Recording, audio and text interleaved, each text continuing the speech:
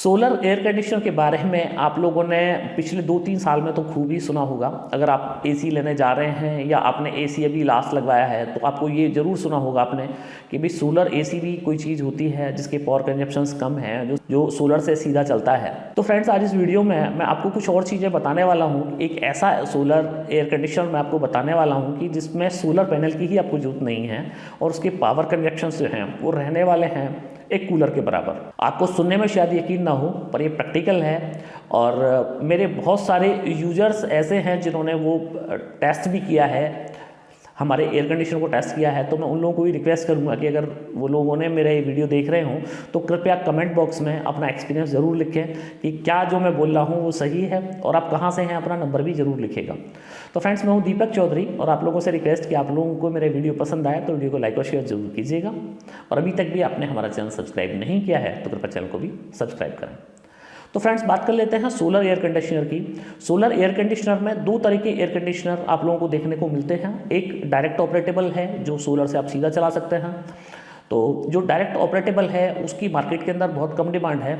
सिर्फ उन जगहों पे ये सोलर एयर कंडीशनर की ज़्यादा बिक्री है जहाँ पे लोगों को सिर्फ डे टाइम में एयर कंडीशनर चलाने हैं और जहाँ ग्रिड की अवेलेबिलिटी नहीं है, मतलब जहाँ बिजली नहीं है और दिन में लोगों को एसी चलाना है, जैसे खान है, पहाड़ हैं, वहाँ पे खनन होता है। तो ऐसी जगह जो है वहाँ पे एयर कंडीशनर की जरूरत पड़ती है। छोटे टीन शेड हैं तो वहाँ पे सीधा तरीका यह है कि आप सीधा 3 पैनल 4 पैनल लगाइएगा और अपना पूरा दिन अपना एसी चलाइएगा, कोई खर्चा नहीं। पर दूसरी जगह ऐसी है कि हम लोग जो ट्रेडिशनल हम लोग एयर कंडीशनर यूज कर रहे हैं, जैसे कि माना हम अपना नॉर्मल एयर कंडीशनर यूज कर रहे हैं या इन्वर्टर एयर कंडीशनर यूज कर रहे हैं, तो बेशक जो हमारा इन्वर्टर एयर कंडीशनर है उसके पावर कंजप्शंस जो हमारा रेगुलर एसी है उससे कम है, पर फिर भी पावर कंजप्शंस बहुत ज़्यादा हैं। तो हम लोगों को वहाँ पे ये दिक्कत नहीं है कि ग्रिड नहीं है, वहाँ पे दिक्कत ये है कि बिजली के पावर कंजप्शंस ज़्यादा हैं, बिजली का बिल बहुत ज़्यादा आता है। तो ऐसी जगहों के लिए सोलर एयर कंडीशनर में ये किया गया कि सोलर एयर कंडीशनर में जो डीसी करंट है उस एसी करंट को डीसी करंट में कन्वर्ट कर दिया गया। मतलब कि आपको जो प्लग करना है वो तो करना है एसी में, पर जैसे ही वो करंट एयर कंडीशनर के अंदर पहुंचेगा वो करंट जो है डीसी हो जाएगा। तो लॉसेस यहाँ पे कम है, एसी टू डीसी कन्वर्जन के लॉसेस जो हैं वो बहुत ज़्यादा नहीं हैं। और इसका एडवांटेज ये मिल जाता है, इस तरह के एयर कंडीशनर का एडवांटेज ये मिल जाता है आप लोगों को कि आपको लो लाइट कंडीशन में आप अपना एयर कंडीशनर चला सकते हैं और नाइट के अंदर भी आप अपना एयर कंडीशनर चला सकते हैं। अब बात आ जाती है कि सोलर एयर कंडीशनर, जैसे नाम से ही आप समझ पा रहे हैं कि क्या सिर्फ सोलर से ऑपरेटेबल है। तो फ्रेंड्स, सोलर एयर कंडीशनर का मतलब जो है वो ये है कि इसके अंदर जो पूरा जो ये एयर कंडीशनर है ये पूरा डीसी है। जैसे कि आप लोग समझते हैं कि सोलर पैनल जो है वो डीसी करंट निकालता है। तो जो सोलर एयर कंडीशनर है इसका मतलब ये है कि ये इसके अंदर जो कंपोनेंट्स हैं, जो इसका पीसीबी है, जो इसका कंप्रेशर है वो प्योर डीसी कंप्रेशर है और ये डीसी करंट पे चलता है। अब चूंकि सोलर भी हमारा डीसी करंट देता है और हमारा जो एसी है वो डीसी करंट पे चल रहा है, तो इसलिए इस तरह के एसी को सोलर एयर कंडीशनर कहा जाता है। इसीलिए डायरेक्ट सोलर से जो डायरेक्ट सोलर पैनल है उस पैनल से भी इस एयर कंडीशनर को आप चला सकते हैं। अब बात यह है कि ऐसी जगह जहाँ पे हमारा जो है वहाँ पे ग्रिड अवेलेबल है, जहाँ पे लोगों को सोलर ही नहीं लगाना है या सोलर लगाने की जगह ही नहीं है, फ्लैट हैं बहुत सारे, तो क्या ऐसी जगह भी इस वाले एयर कंडीशनर को यूज किया जा सकता है? तो फ्रेंड्स, इसका आंसर है कि बिल्कुल किया जा सकता है। तो इस एयर कंडीशनर में हम लोग क्या करते हैं कि जो इसका मेन प्लग है उसको एसी प्लग बना देते हैं हम, और जैसे ही एसी जो करंट है वो एयर कंडीशनर के अंदर पहुंचता है उसको डीसी करंट में कन्वर्ट कर दिया जाता है। तो इससे एडवांटेज ये है कि हमारे जो डीसी हमारे कंप्रेशर हैं उनको डीसी करंट मिला, पर चूंकि डीसी जो कंप्रेशर्स होते हैं तो उनके पावर कंजप्शंस जो हैं वो बहुत कम होते हैं, तो इसलिए हम लोगों को पावर कंजप्शन जो है वो कम देखने को मिलते हैं। तो फ्रेंड, नेक्सस इसमें अपने 3 मॉडल लॉन्च किए हैं नेक्सस ने। जो पहला मॉडल है वो है NX 1X सोल अल्ट्रा, और ये जो मॉडल है ये 100 स्क्वायर फीट से 140 स्क्वायर फीट रूम के लिए है। इस एयर कंडीशनर की सबसे अच्छी बात यह है कि इसके अंदर कोई जर्क लोड आपको देखने को नहीं मिलेगा।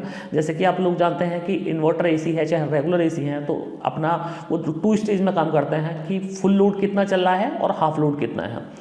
तो इस वाले एसी के साथ आपको ऐसा कुछ देखने को नहीं मिलेगा। ये वाला जो एसी है इसके अंदर कहीं कोई जर्क लोड नहीं है, ये 0 वाट से स्टार्ट होगा और जैसे ही इसको लगेगा कि आपकी कूलिंग मतलब जो अभी आपने अपना रिमोट से सेट किया हुआ है, माना आपने रूम का टेम्परेचर 24 सेट किया हुआ है और एयर कंडीशनर को लग रहा है कि मात्र 300 वाट के पावर कंजप्शंस में ही ये इतनी कूलिंग को मेंटेन कर सकता है, तो ये ऐसा एयर कंडीशनर है कि ये अपने ना तो कभी फुल पे जाएगा, फुल लोड पे नहीं जाएगा ही नहीं है, और ना कभी हाफ लोड पे जाएगा। तो मतलब 300 वाट के अंदर ही इसको अगर ये लग रहा है कि 300 वाट में मैं कूल कर दूंगा इस कमरे को, तो ये 300 वाट पे ही आपका जो कमरा है उसको कूल कर सकता है। तो पहली जो डिफरेंस है नॉर्मल इन्वर्टर एयर कंडीशनर्स के कंपेयर में सोलर एयर कंडीशनर का, वो यही है। तो जो पहला एडवांटेज है इन्वर्टर एयर कंडीशनर और सोलर एयर कंडीशनर, वो ये है कि जो इन्वर्टर एयर कंडीशनर्स होते हैं वो अपना एक बार जो है वो अपने फुली लोड पे जाते हैं, उसके बाद में अपने हाफ लोड पे आ जाते हैं। पर सोलर एयर कंडीशनर के साथ इस तरह की कोई कंडीशन नहीं है कि उसको अपने फुल लोड पे जाना पड़ता है। उसको जहाँ तक लगता है कि वो 200 वाट 300 वाट या 500 वाट, जहाँ तक भी उसको ये लगेगा कि इस इतने वाट के पावर कंजप्शंस पे मैं ये जो स्पेसिफाइड कूलिंग है उसको दे सकता हूँ, तो वहीं तक पावर कंजप्ट जो है वो करेगा। अब बात आ जाती है दूसरी कि जो सोलर एयर कंडीशनर है, क्या इसकी कूलिंग ट्रेडिशनल जो एयर कंडीशनर है उससे अलग है? तो फ्रेंड्स मैं बताऊं कि दोनों ही एयर कंडीशनर में R32 गैस यूज होती है, तो कूलिंग के अंदर कहीं कोई फ़र्क नहीं है, चाहे आप सोलर एयर कंडीशनर यूज कर रहे हैं और चाहे आप अपना इन्वर्टर एयर कंडीशनर यूज कर रहे हैं। अब बात करते हैं तीसरी कि जो हमारे सोलर एयर कंडीशनर्स हैं, क्या उनको एक टाइम पे हम सोलर और एक टाइम पे हम ग्रिड से चला सकते हैं? तो बात बिल्कुल ठीक है कि आप सोलर से भी चला सकते हैं, ग्रिड से भी चला सकते हैं। तो हमने 2 साल पहले इस तरह के एयर कंडीशनर बनाए थे कि जिनमें हमने दोनों फीचर डाले थे कि आप सोलर से भी चलाइए और इसको ग्रिड से भी चलाइए। पर बहुत सारे लोग ऐसे हैं कि जो ग्रिड का में भी लगा के रखते हैं और सोलर में भी लगा के रखते हैं। तो उस कंडीशन में एक स्विचर हमने दिया था कि या तो ग्रिड पे काम करेगा या सोलर पे काम करेगा। पर कई बार ऐसी कंडीशंस में जो वो स्विच है वो काम करना बंद कर देता है या वो फेल हो जाता है, तो उस कंडीशन में एयर कंडीशनर जो है उसके ख़राब होने की संभावना बढ़ जाती है।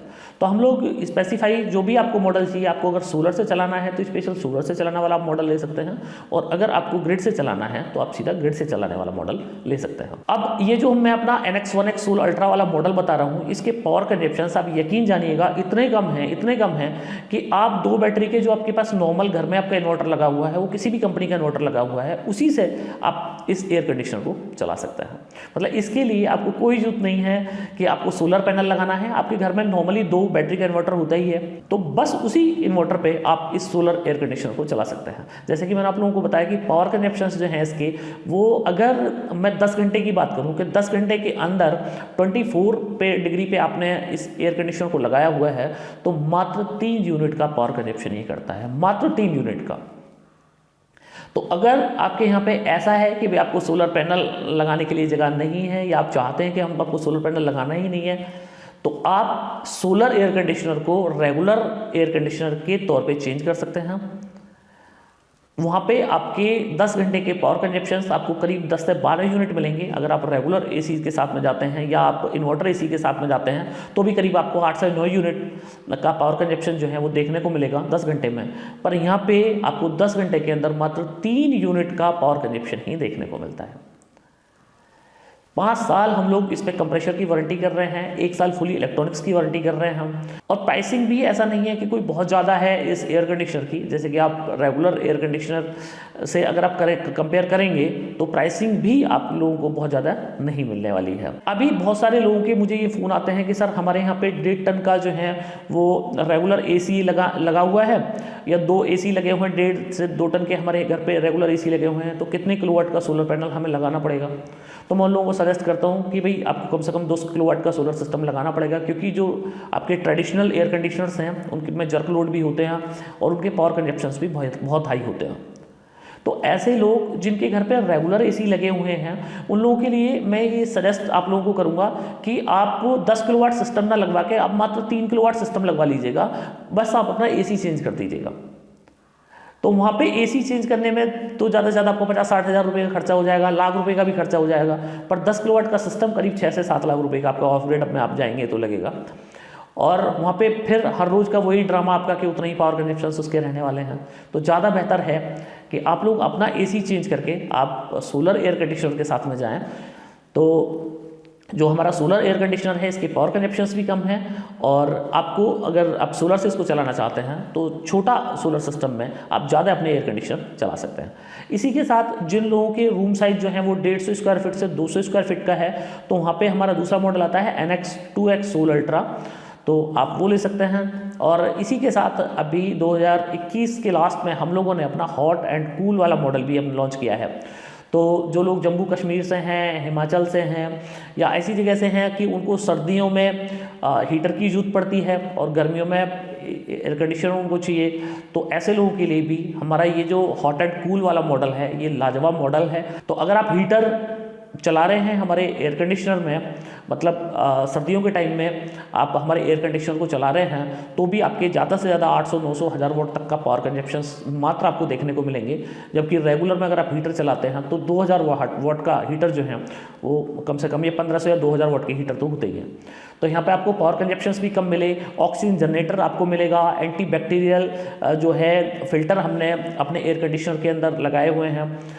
तो बहुत सारे एक्स्ट्रा जो है वो फीचर वो भी आपको हमारे एयर कंडीशनर के अंदर देखने को मिलेंगे। अब ये वाले एयर कंडीशनर को आप कहाँ से ले सकते हैं, तो इसके लिए आप हमारी वेबसाइट www.nexussolarenergy.in पे आप जाइएगा। वहाँ पे डीलर लोकेटर पे एक ऑप्शन दिया हुआ है, जहाँ पे आप अपना अगर पिन कोड डालेंगे तो आपके नियर अबाउट में कंपनी के कौन डीलर हैं, कौन डिस्ट्रीब्यूटर हैं, उनके नाम, पता, टेलीफोन नंबर आप लोगों को सब मिल जाएगा। आपके नियर में हमारी कंपनी के डीलर हैं, आप उन लोगों को फ़ोन करके आप अपने घर पे ये वाला सोलर एयर कंडीशनर मंगवा सकते हैं। जिन लोगों के पास में कंपनी की कोई डीलर नहीं है तो वो सीधा वेबसाइट से भी इस एयर कंडीशनर को ऑर्डर कर सकते हैं, और विद इन 7 डेज़ आपको ये जो एयर कंडीशनर है ये आपके घर पे हम लोग डिलीवर करा देंगे।